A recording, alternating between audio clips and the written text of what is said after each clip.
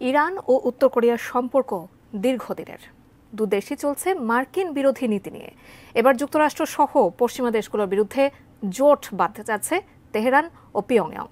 চলমান ভূ রাজনৈতিক পরিস্থিতিতে এই জোট নিয়ে বেশ শঙ্কিত নেটো সহ পশ্চিমা বিশ্ব। পশ্চিমাদের কেন এই শঙ্কা? বিস্তারিত শেখ ফরিদের রিপোর্টে।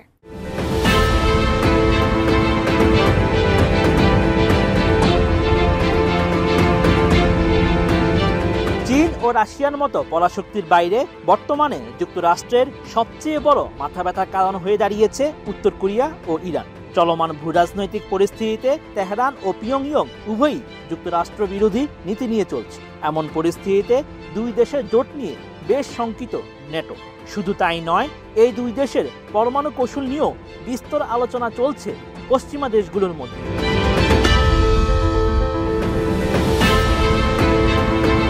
জার্মান সংবাদ মাধ্যম ডয়েচে ভেলে জানায়, বিশ্ব রাজনীতিতে মার্কিন প্রভাব মোকাবেলায় নিজেদের মধ্যে পরমাণু ও ড্রোন বিষয়ক তথ্য বিনিময় করতে পারে ইরান ও উত্তর কোরিয়া। পাশাপাশি বিশ্ব রাজনীতিতে নিজেকে প্রাসঙ্গিক করে তুলতে রাশিয়া ও চীনের বাইরে নতুন মিত্র খুঁজছে উত্তর কোরিয়া।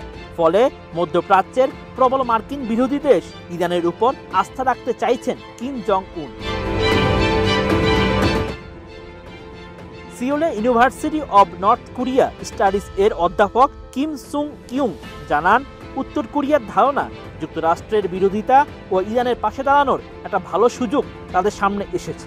পাশাপাশি তেহরানের কাছে অস্ত্র ও সামরিক প্রযুক্তি বিক্রি করার একটা সুযোগও পাওয়া গেছে বলে মনে করছে পিয়ংইয়ং। দুই দেশের উপরই পশ্চিমা নিষেধাজ্ঞা রয়েছে, যার মধ্যেই কিছুটা আর্থিক সুবিধা পেতে চাইছে উত্তর কোরিয়া।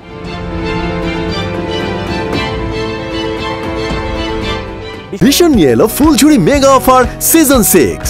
এই অফারে ফ্রিজ কিনলেই পাচ্ছেন নিশ্চিত 12 সেটের আকর্ষণীয় গিফট বক্স একদম ফ্রি। বিশ্লেষকদের ধারণা, উত্তর কোরিয়া বর্তমানে যেসব দেশকে গুরুত্ব দিচ্ছে যারা সামরিক ও আর্থিক দিক দিয়ে তাদের সাহায্য করবে, তারা একে অন্যকে রাজনৈতিক ও কূটনৈতিক সাহায্য দেবে। এর আগেও ইরানকে পরমাণু প্রযুক্তি দিয়েছে উত্তর কোরিয়া। এদিকে সমর বিশেষজ্ঞরা বলছেন, উত্তর কোরিয়া নিজেরা যেসব অস্ত্র তৈরি করেছে তা ইরানকে দিতে পারে। এমনকি পরমাণু পরীক্ষা থেকে শুরু করে মহাকাশ প্রযুক্তিও তেহরানকে দিতে পারে। এছাড়া দুই দেশেই ড্রোন প্রযুক্তি নিয়ে বেশ উৎসাহী।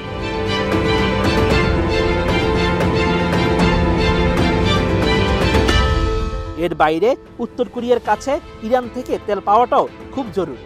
রাশিয়ার মাধ্যমে এই তেল উত্তর কোরিয়ার কাছে পৌঁছে দেওয়ার চেষ্টা করতে পারে ইরান। গত এপ্রিলে ইরানে একটি উচ্চ পর্যায়ের বাণিজ্য ও আর্থিক প্রতিনিধি দল পাঠিয়েছিল উত্তর কোরিয়া। এর আগে 2019 সালে একই ধরনের প্রতিনিধি দল পাঠায় পিয়ংইয়ং। এসব সফরে দুই দেশের মধ্যে কোনো সমঝোতা হয়েছে কিনা তা নিয়ে দুই দেশই মুখ বন্ধ রেখেছে। তবে সামরিক প্রযুক্তি, পরমাণু অস্ত্র ও ব্যালিস্টিক ক্ষেপণাস্ত্র নিয়ে কথা হয়েছে বলে জল্পনা চলছে।